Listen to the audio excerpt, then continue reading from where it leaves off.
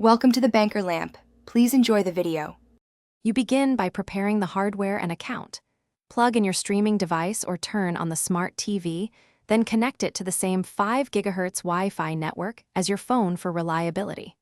Once done, navigate to the TV's App Store. Search for YouTube TV. Install the official app. This is the only supported route for full functionality. Make sure your Google account is ready because you'll sign in next to unlock channels and DVR features. Now sign in so the service recognizes your subscription. Open the app and choose Sign In or Activate. You'll either enter credentials directly or get a short activation code. If prompted, go to YouTube. .com/activate on another device and type the code. This pairs the TV quickly.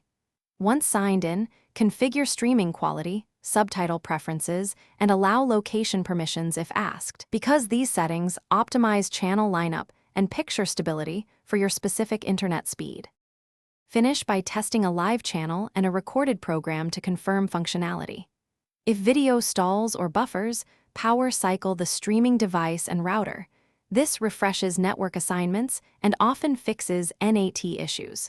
Make sure the YouTube TV app and your device firmware are up to date, because outdated software is the most common culprit.